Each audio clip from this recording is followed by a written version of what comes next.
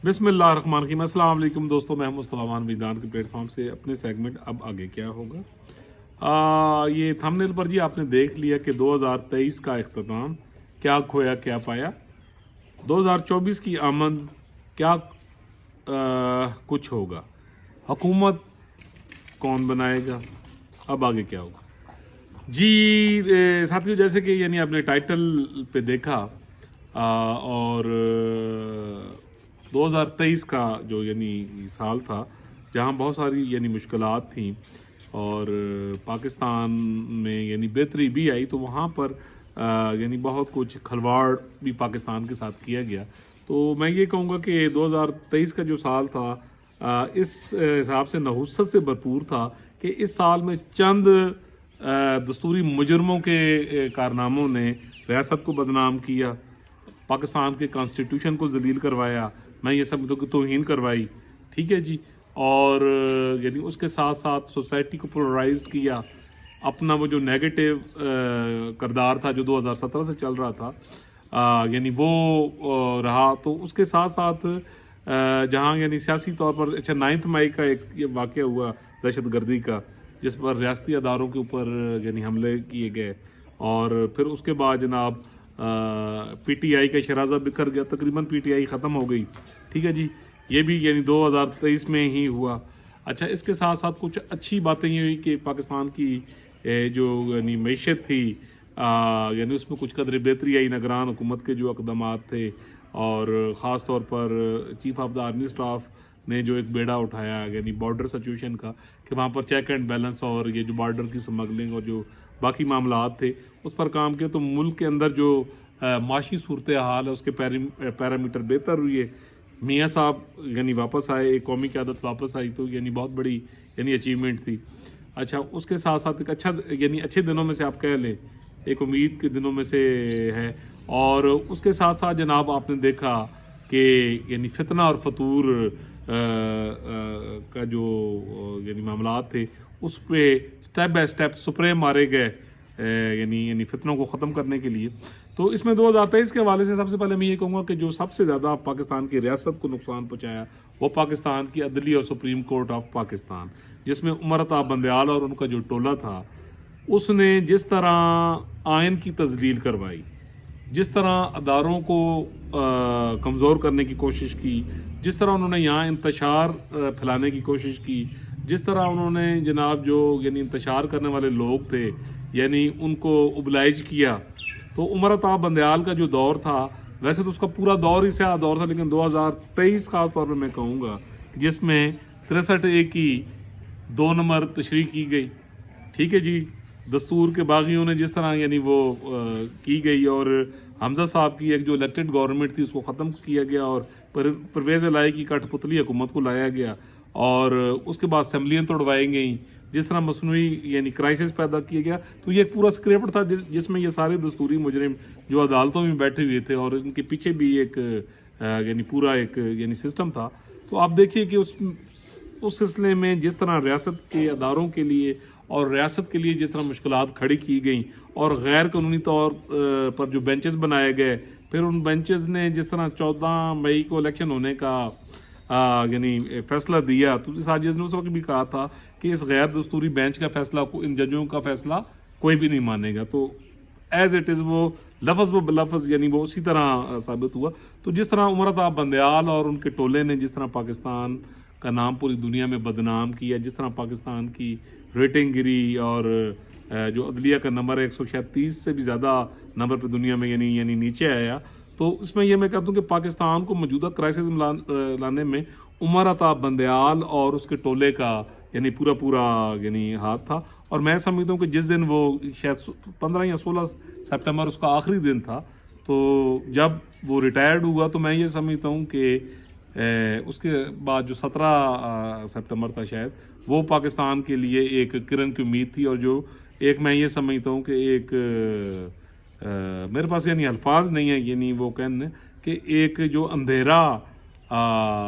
रात थी वो ख़त्म हुई, और उमर अता बंदयाल से इस कौम की और सुप्रीम कोर्ट ऑफ पाकिस्तान की जान छूटी। उसके और उसके टोले के फैसलों ने पाकिस्तान में मैं ये समझता हूँ कि बहुत ज़्यादा पोलराइजेशन और اداروں کے خلاف جس قسم کا یعنی ماحول بنایا گیا، جس قسم کا اس نے گڈ ٹو سی یو 9 مئی کو ریاست کے اداروں پر یعنی حملہ کرنے والوں کو جس طرح یعنی ویلکم کیا گیا، اور اس کے بعد اس کی باقیات جو ابھی تک بھی یعنی معاملات کو خراب کرنے میں لگی ہوئی ہے. تو آپ یہ چیز دیکھیے کہ 2023 اس حوالے سے بڑا یعنی کنٹروورشل رہا ہے. اچھا جی، اس کے ساتھ ساتھ 9 مئی کا جو افسوسناک یعنی واقعہ ہوا، اور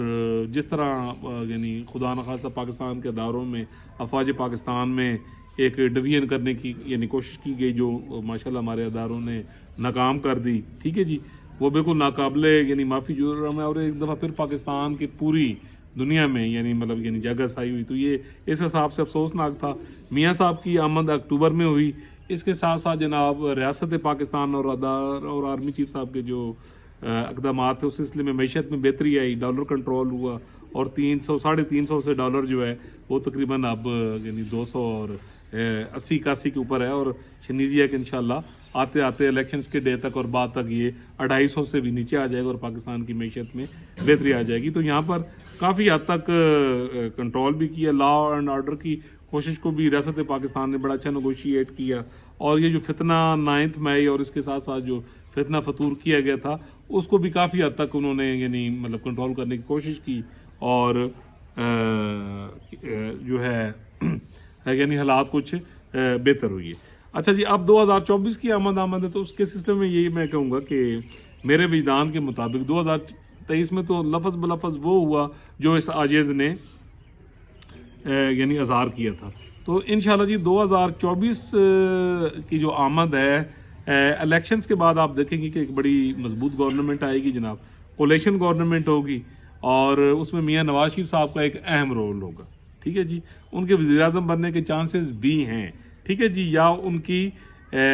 آشیرواد سے جو بھی یعنی وزیر اعظم ہوگا، یعنی آپ دیکھیں گے کہ ایک مضبوط حکومت بنے گی جس کا بڑا اچھا کوارڈینیشن اداروں کے ساتھ ہوگا. آپ دیکھیں گے پاکستان کی ہسٹری میں پہلی دفعہ کہ تمام ادارے، سب سے پہلے پارلیمنٹ، تمام ادارے، عدلیہ،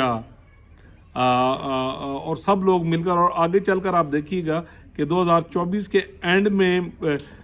تمام ادارے ہمیں ایک ٹیبل پر یعنی ہوتے نظر آ رہے ہیں پاکستان کے معاملات میں، پاکستان کے معیشت کے حوالے سے، یا جو باقی معاملات ہیں کہ ملک کا نظام چلانا کیسے ہے، پوری طرح جمہوریت کو لاگو کیسے کرنا ہے، دستور کی عملداری کیسے کرنی ہے. تو یہ میں آپ کو پہلے پریڈکٹ کے 2024 کے اندر ختم ہونے سے پہلے آپ دیکھیں گے کہ تمام ادارے ایک ٹیبل کے اوپر آئیں گے.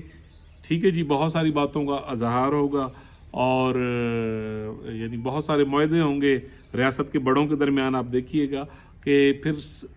بہت سموتھلی معاملات جو ہیں وہ چلنا شروع ہو جائیں گے، اور انشاءاللہ 2026 تک